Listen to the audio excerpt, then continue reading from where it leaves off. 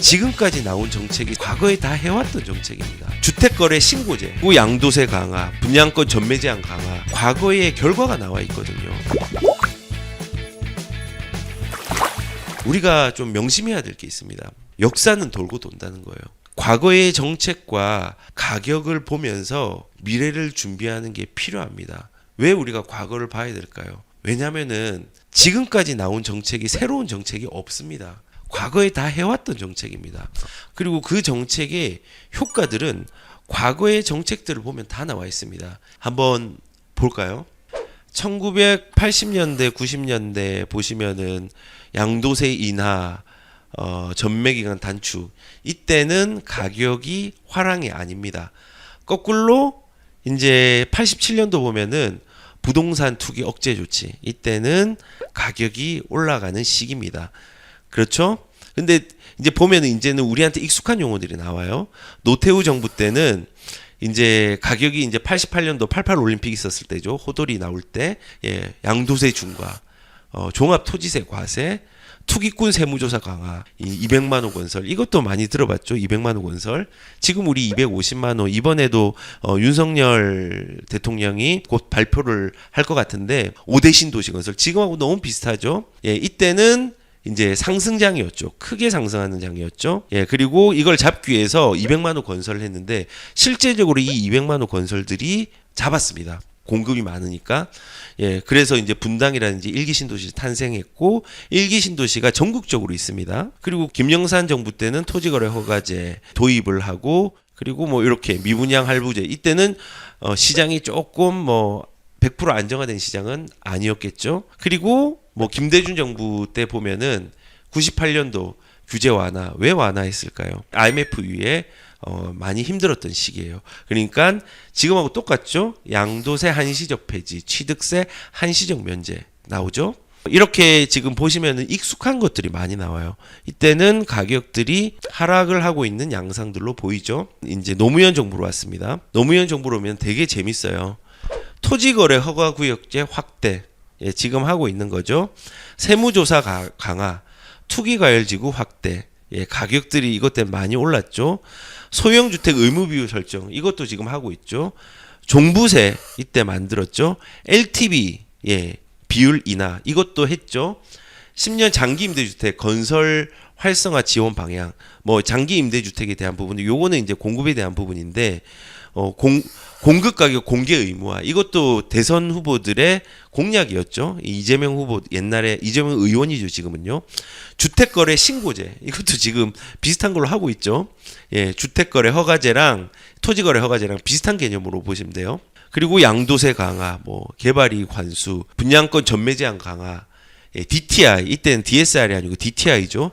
DTI 규제, DTI와 DSR은 다른 겁니다. 아무튼 이렇습니다. 제가 이거를 왜 보여드렸을까요?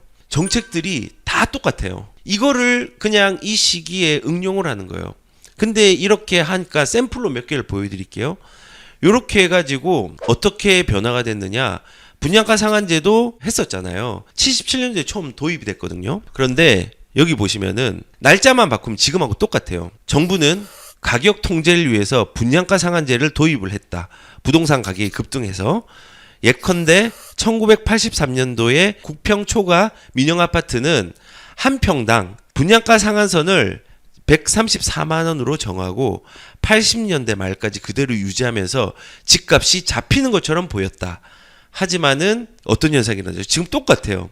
주택 공급 부족 현상이 나타났다. 이거 2019년도 그겁니다.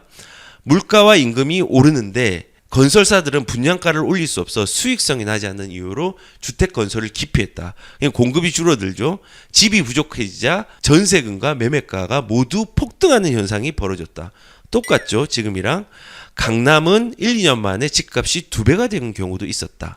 다급해진 노태우 대통령은 1989년도에 분양가 상한제를 대폭 완화하고 원가 원동제를 시행하고 지금 이제 하고 있죠. 98년도에 도산이 이어지자 분양가 규제를 폐지했다. 어떠세요?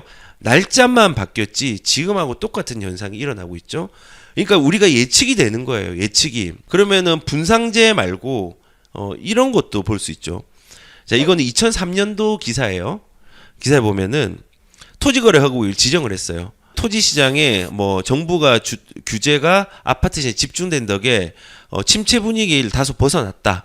뭐 이제 행정 수도 때문에 토지거래 허구역을 지정을 했는데 이 거래 제한 토지거래 허구역을 제한을 하니까는 이들 지역보다 토지거래 허구역을 한 데보다는 주변 지역에서 반사이익을 누리게 됐다. 풍선 효과죠. 똑같죠. 그리고 계약갱신 청구권에 관련된 부분들도 있어요. 자, 이거는 언제 기사냐면 2020년도 기사네요. 1989년도에 임대차 계약을 약 1년에서 2년으로 늘리는 법안이 통과되자 전셋값이 급등했대요. KB국민은행에 따르면은 89년과 90년대 전국의 전세금은 17.5%, 16.7%씩 뛰었다. 전세금은 한 달 전보다 30% 가까이 급등한 때도 있었다. 이게 뭐죠? 계약갱신 청구권이에요. 이거를 하니까 문제가 된 거예요.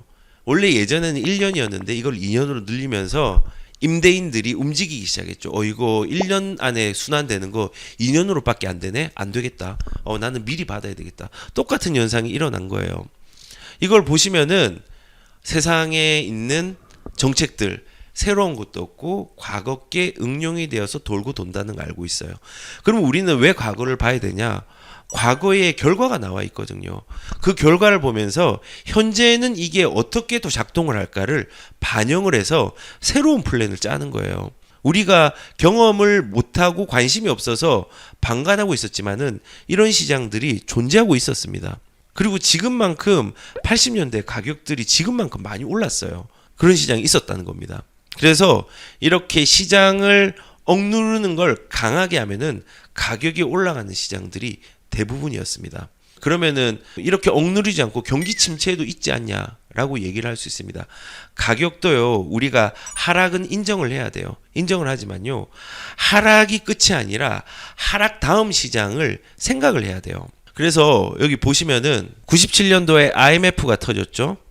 IMF가 터지고 98년도에 급락을 했습니다. 그런데 이 급락 뒤에는요, 반대급부가 있습니다. 급등을 했습니다. 이때 중앙부처의 사람들도 나라 망했다, 집 다 팔고 가야 된다 라고 얘기를 하는 사람도 많았어요. 그래서 집을 팔았는데 결국은 그 뒤에 시장이 있었기 때문에 손해를 보는 경우가 되게 많았어요. 지금 보시면은 이게 V자로 꺾이고 다시 올라오잖아요. 가격이 떨어지면요, 우선은 조정이 나중에 나올지언정 다시 가격들은 움직이고 조정 양상들이 일어납니다. 이런 경제 위기는요, 가격의 하락들이 길지 않고요, 짧았습니다. 그러면은 또 가격이 하락이 일어난 게 서브프라임은 어떠냐? 서브프라임 리만 브라더스 사태도 마찬가지입니다.